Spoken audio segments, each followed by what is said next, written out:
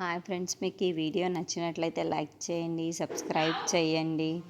స్వప్న రుద్రాని రూమ్లోకి వచ్చి బెలూన్స్తో మొత్తం నింపేస్తూ ఉంటుంది. ఇంతలో అక్కడున్న స్వప్న అయితే, అమ్మయ్య, నేను అనుకున్నదంతా సాధించాను.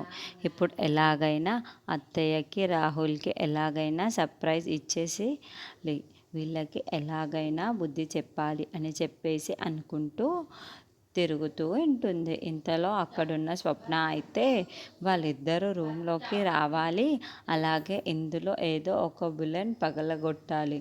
అందులో ఉన్న లాఫింగ్ గ్యాస్ అయితే వచ్చి వాళ్ళిద్దరిని ఎలా ముంచెత్తుతుందో నేను చూడాలి అని చెప్పేసి అంటూ ఊహించుకుంటూ ఉంటుంది. ఎలాగైనా సరే ఒక్క బెలూన్ అయినా పగిలితే చాలు, వాళ్ళిద్దరూ నవ్వుకొని మరీ చేస్తారు. అదే నాకు కావాలి, వీళ్ళిద్దరికి ఎలాగైనా బుద్ధి చెప్పాలి అని చెప్పేసి అనుకుంటూ ఉంటుంది. ఇంతలో అక్కడున్న స్వప్న అయితే, అమ్మో, వాళ్ళిద్దరు వచ్చే టైం అయ్యింది, నేను ఎలాగైనా వెళ్ళిపోయి వాళ్ళకి కనిపించకుండా దాక్కోవాలి అని చెప్పేసి అనుకుంటుంది.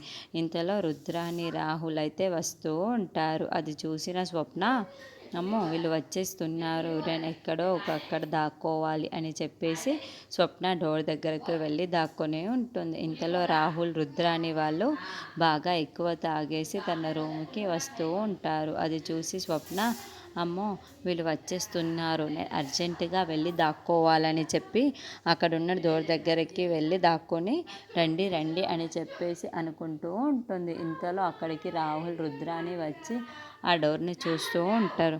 అదేంట్రా, నేను డోర్ ఓపెన్ చేసి వెళ్ళాను, ఇప్పుడేమో డోర్ క్లోజ్ చేసి ఉంది, ఏం జరిగింది ఇక్కడ అని చెప్పేసి అనుకుంటూ ఉంటుంది. ఇంతలో అక్కడ ఉన్న రాహుల్ అయితే, గాలికే వచ్చినట్టుందమ్మా, ఇప్పుడు చూడు, నేను ఓపెన్ చేస్తాను, ఓపెన్ ఎలా అవుతుందో చూడు అని చెప్పేసి అక్కడ డోర్ని ఓపెన్ చేస్తూ ఉంటాడు. ఇంతలో వాళ్ళ రూమ్లో ఉన్న బెలూన్స్ని చూసి ఒక్కసారిగా షాక్ అయిపోతే, ఏంటి ఇన్ని బెలూన్స్ ఉన్నాయే అని చెప్పేసి అనుకుంటూ ఉంటుంది రుద్రాని. ఇంతలో అక్కడున్న రాహుల్ అయితే, నువ్వు నా కోసమే ఇదంతా ప్లాన్ చేసావు కదా అమ్మ అని చెప్పేసి అక్కడున్న బెలూన్స్ని అయితే తొక్కేస్తూ ఉంటాడు. అది చూసిన రుద్రాని అయితే, ఏంట్రా అలా అయింది అని నాకు ఎందుకో ఎక్కువ నవ్వొస్తుంది.